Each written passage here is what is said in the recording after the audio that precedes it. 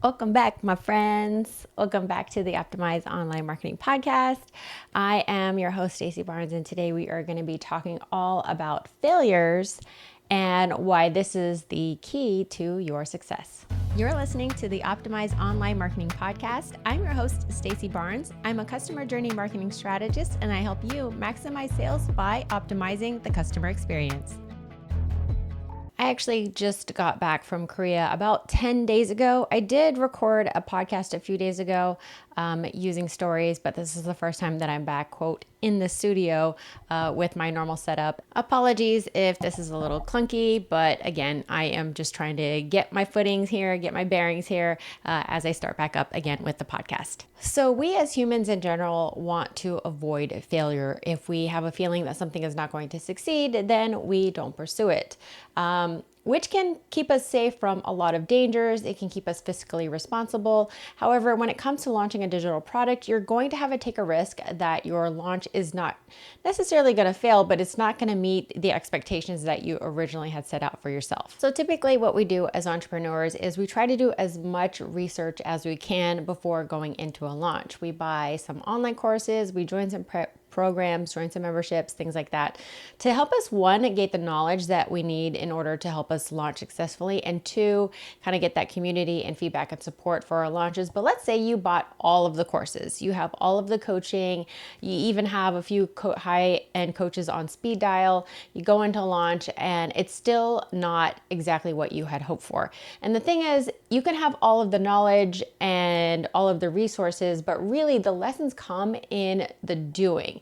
It comes in the quote unquote failures. It comes in mostly learning the lessons along the way. Have you ever tried to cook something, anything? You've taken a recipe, you've researched it, you've got all of the ingredients, but then you go and cook it and come to find out it's not nearly as good as you had hoped it would be. Launching is very similar. You can have all the expectations on how something will turn out, but sometimes you end up with a dish that is still edible, but not quite what you had hoped, or it is not edible at all, or it's actually absolutely perfect and better than you thought it would be. I don't know if any of you are fans of the Great British Bake Off on Netflix, but it's one of my favorite shows. And one of the things that they have the contestants do is they bake what's called a showstopper. So let's say the showstopper is some sort of cake.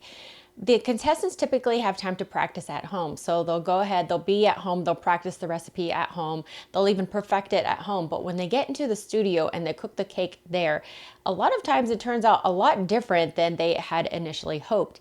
Even with all the practice that they've done at home, with all of the testing that they were able to do, they come into the studio, and because the environment is entirely different than what they were used to, it's not the same results that they had when they were at home. Launching or getting your product out into the real world is very much like that. You can watch all of the lessons, you can watch all of the courses, and you can do exactly what these marketing gurus tell you to do. But until you actually get it out into the real world, get your product out in front of real people, you're not going to know exactly what those results are going to be. Let's go back to the Great British Bake Off and the cakes that they bake in the studio. So they are allowed to practice at home, and they come to the studio and realize that the ovens don't work exactly the same as it does at home. You'll start to notice towards the end of the show that they have fewer and fewer problems with getting the temps right with the oven, or getting, their things to cook the way that they originally wanted it to, because the contestants start to learn. They realize that, hey, maybe 375 at home is the equivalent to 400 at the studio. Or for example, if their mixer at home tends to work better on speed number 3, maybe the mixer in the studio works better on speed number 4, et cetera, et cetera. So as they're learning, they're learning to calibrate kind of what works at home and what works best in the studio. Through continuing to cook more and more throughout the show, they learn more and more of these lessons. So as they get towards the end, as they get towards the finale, all that practice that they have at home, they've kind of learned that what works at home works differently in the studio, and only through experience are they able to kind of like match their practice runs at home with what's happening in the studio. But sometimes, even with all that practice, stuff still fails when you're in a live setting. Sometimes things go wrong that you didn't account for. One of the things that tends to happen a lot in this show is that it gets hot outside, and in the Great British Bake Off, they are in a tent, whereas most of these people are cooking inside their home. So the temperatures inside of the tent can vary greatly from day to day depending on the weather outside. It can either be really cold, or it can be, for the most part, usually really hot.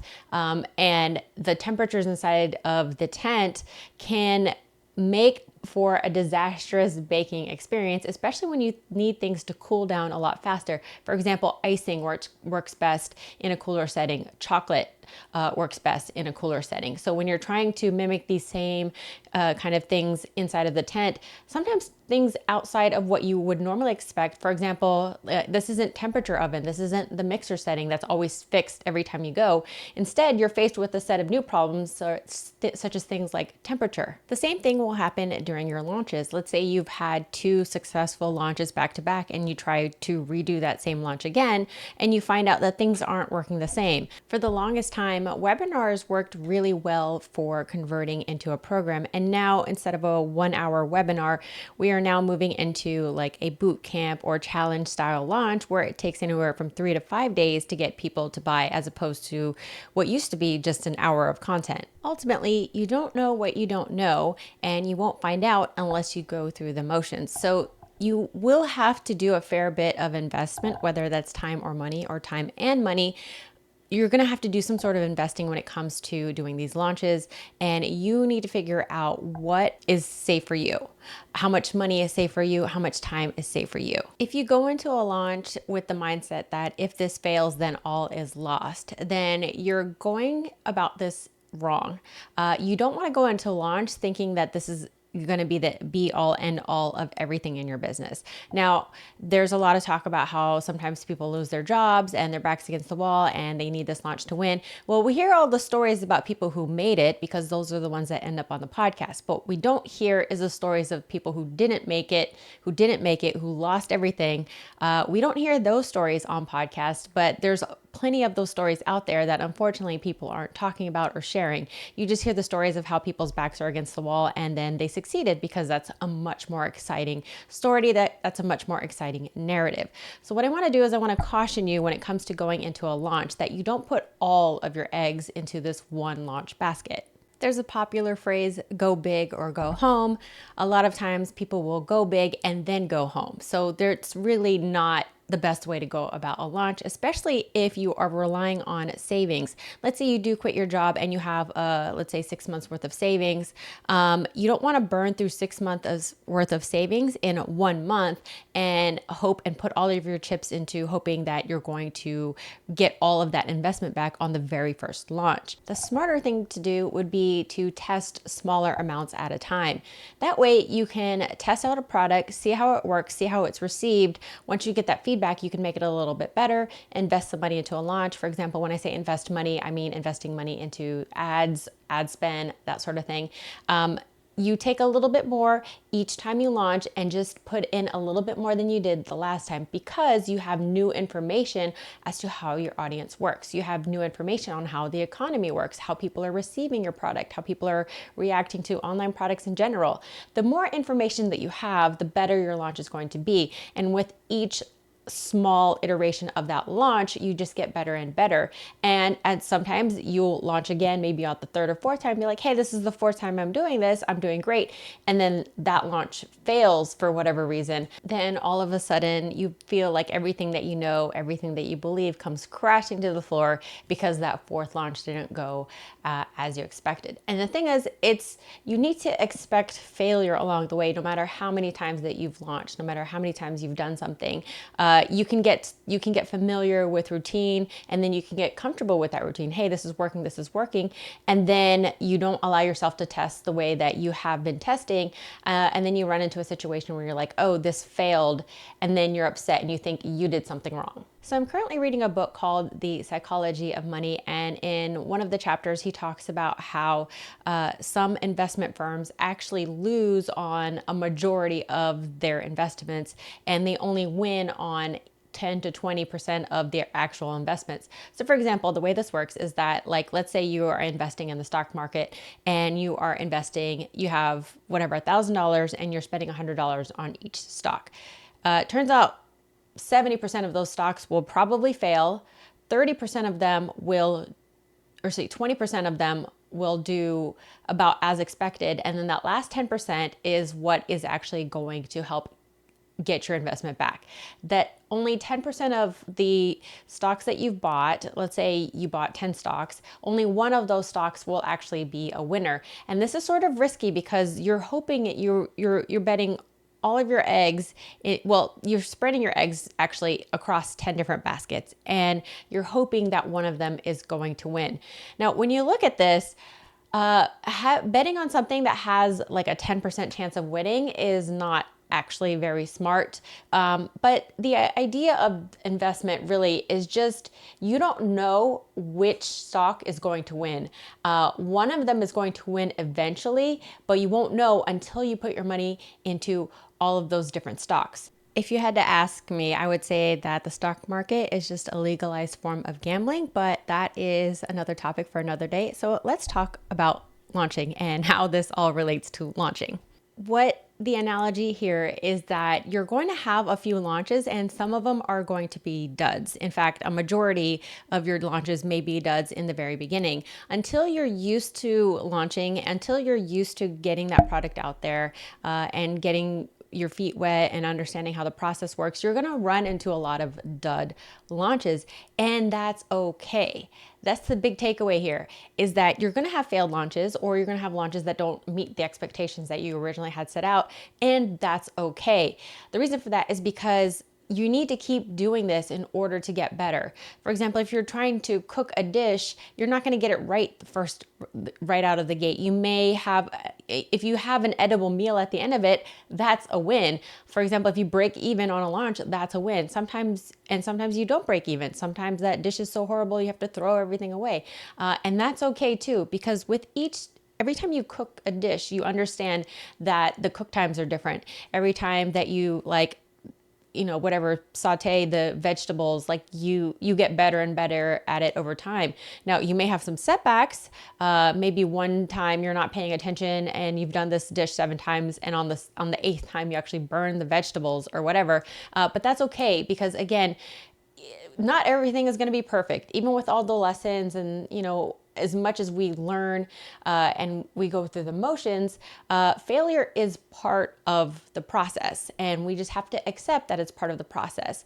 Once you accept that it's part of the process, it helps everything become easier, in that you know that the launch that you're going into is not the be all end all of everything. It's just one part of several launches to come. Okay, so I want to take a moment here to pause and talk about people who are relying on their launches to save them financially.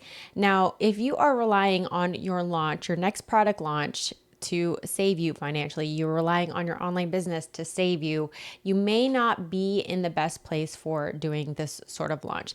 Like I said, you'll hear the stories of how people's backs are against the wall and somehow they made it work.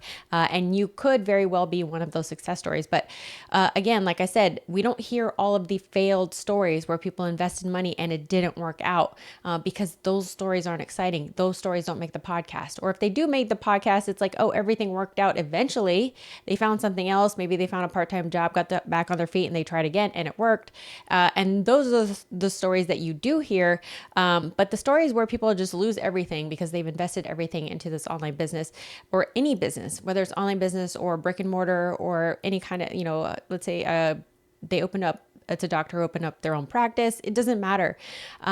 When you put all of your eggs into this one basket and hope that it's going to save you, you are asking for trouble.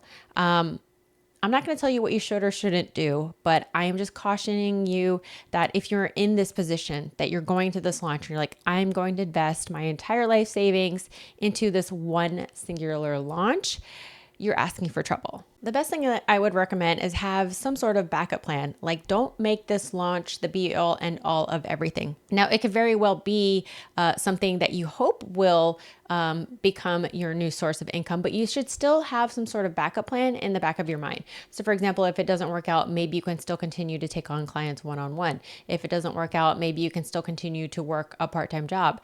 If it doesn't work out, you can still continue to be an Uber driver or whatever. But at the end of the day, you need to have a backup plan or an alternative plan to this launch not working. Because in this online space, it is a bit of a long game where you're going to have to test things out. You're going to have to trial things out, and it's going to take some time before things start to take traction. This isn't something that's fun to hear. And in fact, there's a lot of programs out there that promise that overnight success, or even, you're going to get success in just a few months, or you're going to start to see results in just a few days.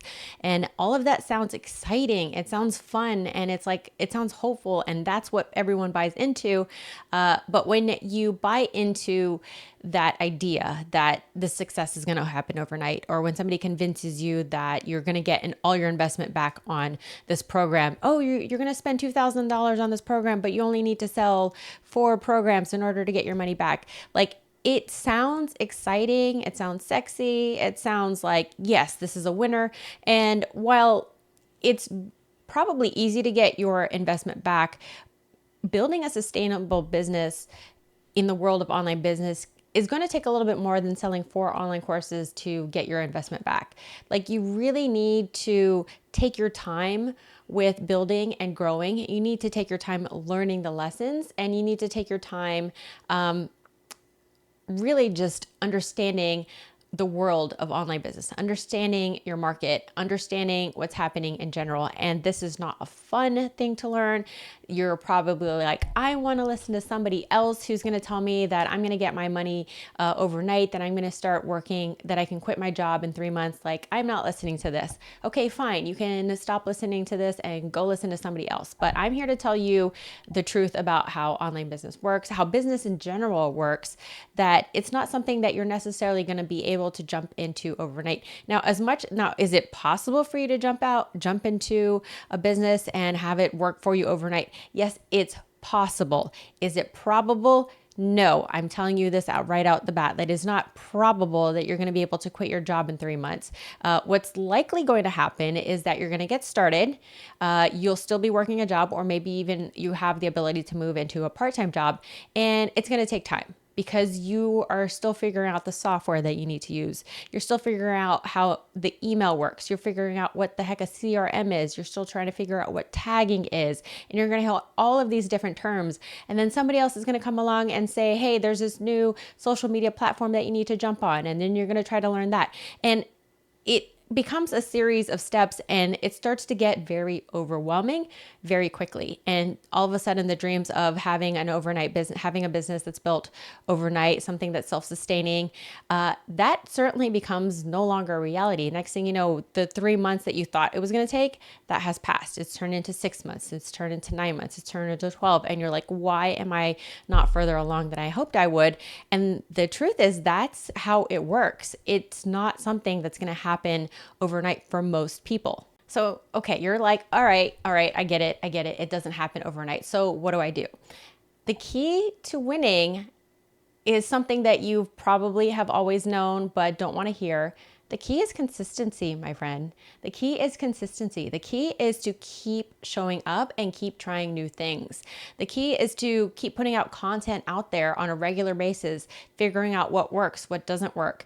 You get out there, you put a video out, it doesn't get traction. Maybe you'll even put out 10 videos, 20 videos, 30 videos, and you still don't see traction, but for whatever reason, that 31st video that you put out, that one takes off, and all of a sudden people are finding all of your old content now. So that typically is how it works on YouTube, is people will create content, nothing works, and then all of a sudden something hits and the algorithm picks it up, and then you get to ride that wave. But you don't know exactly which video is going to take off. So the key is to just keep putting content out there. Similar to investing, those 10 stocks, or there's different stocks, people will put their money into all those different stocks. They don't know what's going to take off.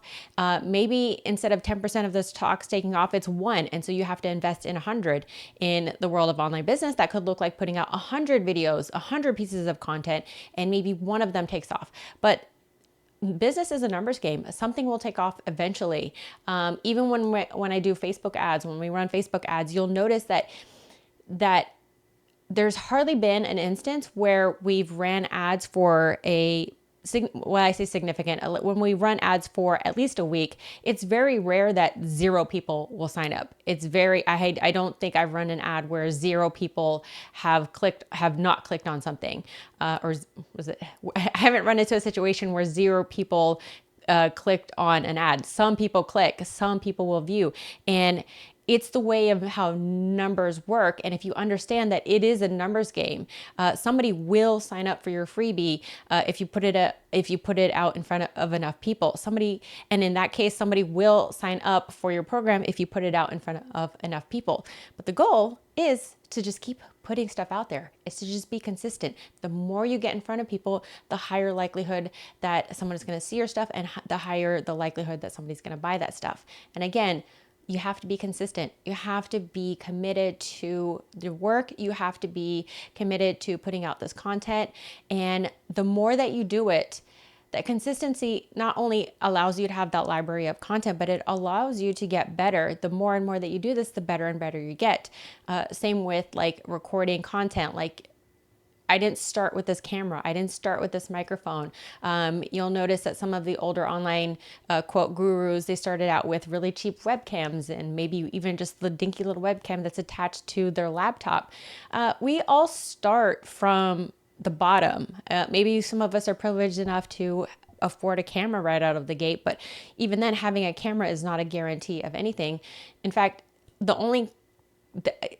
thing that I've seen across all creators who have, quote, made it is consistency. Those who are consistent, those who stick with it, those that keep creating content despite whether or not people are showing up, those that just keep going, those are the ones that make it. So at the end of the day, really, failure is the price of admission, and consistency is the key to success. And once you understand those, once you go into your business knowing that these are the things that you're going to need to succeed, then you'll be a lot more comfortable with failing, and you're going to finally, hopefully, step up and realize that consistency is something that you need to do. Now, if you're looking for a safe space to fail, or a community that's going to help you be consistent, then I'm inviting you inside of the Optimized Online community. Now, I'm going to preface this by saying you don't need to join the Optimized Online community to be successful. You don't need this particular membership,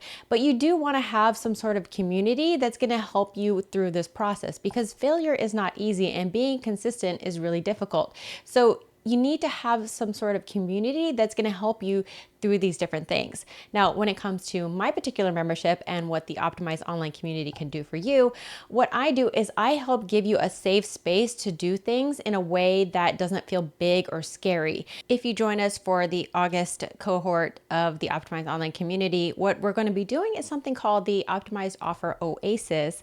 And I'm really excited about offering this because it's a way for you to do those little test launches, do those little baby launches in a way that's not super big and super scary. We're not telling you to invest thousands of dollars into a program. We're not telling you to go big or go home. We're telling you to take baby steps. Like, we'll show you step by step exactly what it is you need to do to get your online offering out there, and what to do when it doesn't work out as planned. The whole idea of the Optimized Online community is to just optimize your existing assets. So the way that we do that is you do that initial launch, we optimize it, we realize what worked, what didn't work, and we make it a little bit better. Then we do it again. Okay, that worked, that didn't work, and we do it again. And we just keep optimizing from there. It's these little baby steps that allow you to get better incrementally over time, rather than, oh, boom, we've got this big launch right out of the gate, and next thing you know, you've skyrocketed into success. And the truth is, if you experience that kind of success, it's sort of a whiplash. and then I've seen this before where people see this massive success, they don't know what to do with it, and they end up self-sabotaging because it's too much all at once. So instead, inside of the Optimized Online community and for the August cohort, we're going to be doing a series of safe launches. So if you're interested in joining me for that, if you're interested in learning more about what it is, head over to optimizedonlinecommunity.com. Again, optimizedonlinecommunity.com. That's going to go ahead and take you to the waitlist for when the doors reopen in August. Really think of the Optimized Offer Oasis as a bonus to joining the Optimized Online community. The membership is designed, again, to optimize any assets that you have. And then as a bonus for people who are joining, you can join this little mini program that I'm included as part of your membership. And if you decide that you don't want to take part in the bonus, you don't have to. You can simply just use the membership as it was designed to help you optimize those assets. Now, if you're interested and you still have questions, you're like, this still doesn't make sense, feel free to send a DM over to Optimized Online Marketing. So at Optimized Online Marketing, and I'd be happy to answer any questions either about the membership, the program, or even the podcast. And I'd love to just chat and have a conversation with you. Thanks so much for listening. I hope you enjoyed this, and I will catch you on the next one. Take care.